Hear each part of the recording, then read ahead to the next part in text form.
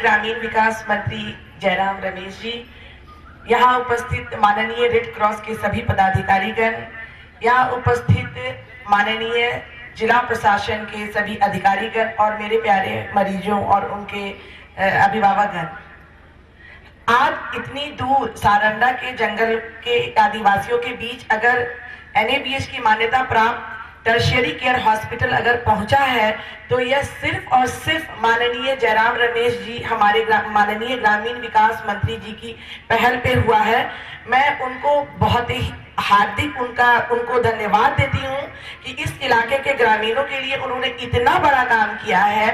और इसके अलावा मैं उनके साथ जो उनके पदाधिकारी गण हैं, खासकर उनके आप सचिव विनील कृष्णा जी, संतोष सतपथी जी और चाईबासा के DC श्रीनिवासन जी, कामेश्वर झा, इन सबका बहुत धन्यवाद करती हूँ कि इन लोगों ने, जिला प्रशासन ने हमें बहुत ज्यादा मदद की है हर कदम पर, ताकि हम अंतिम पायदान पे जो व्यक्ति खड़ा है, जो सिर्फ प्राइमरी हेल्थ सेंटर को देख पाता है, उसको NABH मान्यता प्राप्त अस्पताल की सर्जिकल सुविधाएं मिले।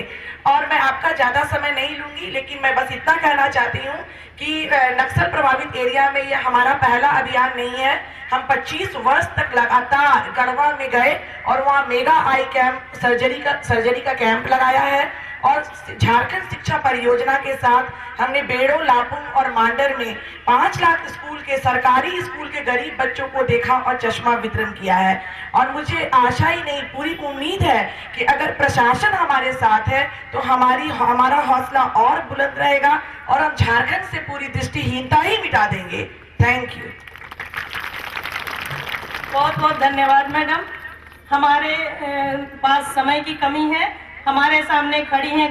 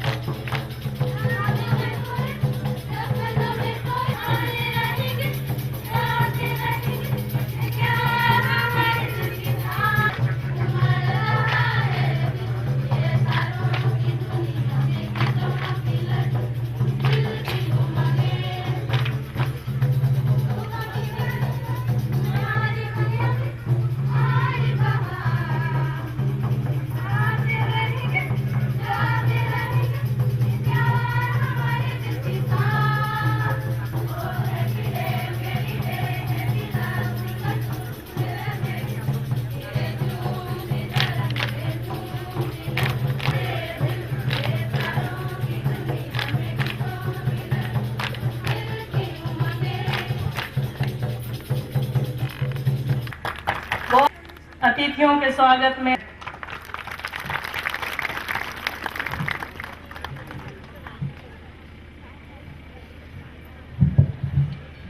मंच पर बैठे हुए झारखंड सरकार के वरिष्ठ अधिकारीगण, मंच पर बैठे हुए पंचायती राज संस्थाओं के चुने हुए प्रतिनिधिगण, मनोहरपुर ब्लॉक के भाइयों, बहनों और बच्चों, मुझे बहुत खुशी है कि आज भारती कश्यप जी ने ये आई कैंप का आयोजन किया है और कई बच्चों को जो स्कूल नहीं जा पाते हैं, पढ़ नहीं पाते हैं, खास तौर से आंख से जुड़ी हुई बीमारियों के कारण,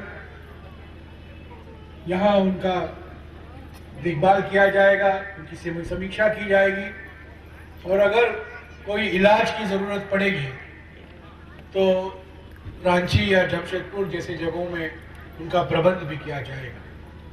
ये मैं समझता हूँ एक बहुत पवित्र काम हम कर रहे हैं। हम किसी को उधार नहीं दे रहे हैं, ये हमारा कर्तव्य बनता है, ये हमारी जिम्मेदारी है कि हम लोग जिनके पास सब कुछ है, कुछ ना कुछ हम ऐसे कदम उठाएं जो हमारे भाई बहन जिनके पास और जिनके जीवन में रोशनी नहीं पूरी तरीके से आ पाती है, उनको थोड़ा सा राहत देने के लिए हम छोटे छोटे कदम उठाएं। और वो छोटा कदम आज इस आई कैंप के माध्यम से लिया जा रहा है।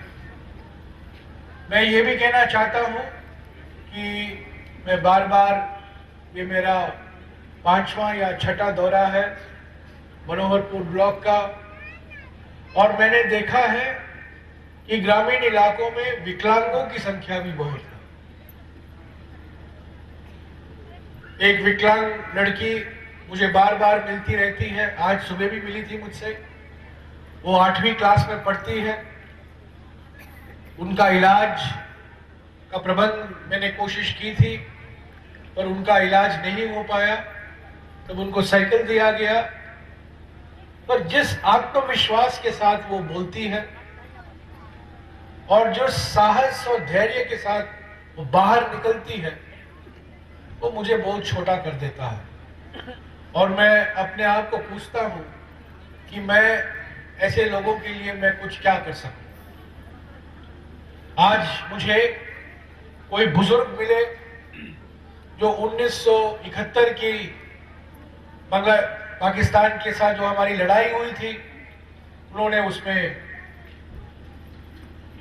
बहुत महत्वपूर्ण भूमिका निभाई थी, और वो आज विकलांग हैं, चल नहीं पाते हैं, बुजुर्ग हैं, पेंशन उनको सही वक्त पर नहीं मिलता है। तो विकलांगों के लिए भी एक अलग से ऐसी कैंप होनी चाहिए। और मैं जरूर प्रयास करूंगा कि भारती कश्यप जी तो मुझे मिल गई, पर ऐसे ही अगर कोई डॉक्टर हैं जो विकलांगों के लिए काम करते हैं, उनको भी मैं ढूंढ निकालूंगा।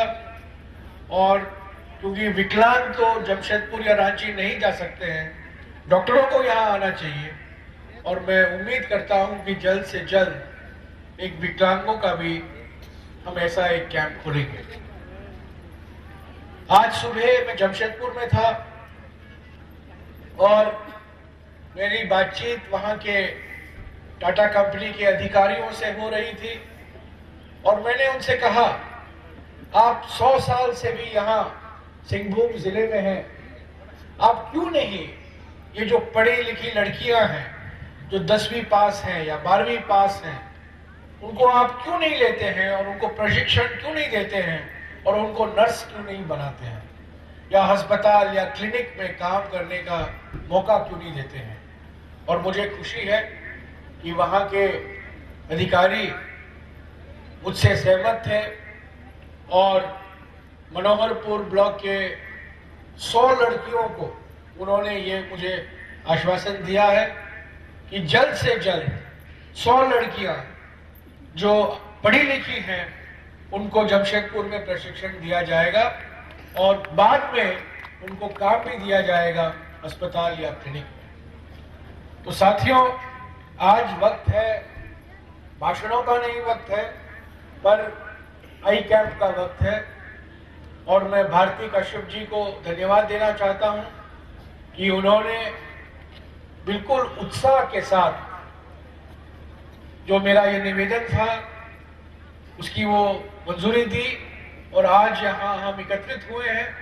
और मुझे पूरा विश्वास है कि ऐसे एयर कैंप की सहायता से यहाँ के बुजुर्गों, महिलाओं, पुरुषों और खास तौर से बच्चों, मैं भारती जी से निवेदन करना चाहता हूं कि विशेष तौर से हम बच्चों पर ध्यान दें, क्योंकि कई बच्चे हमारे देश में, मुझे कहा गया है कि हमारे देश में करीब 10 या 12% बच्चे स्कूल में नहीं हैं।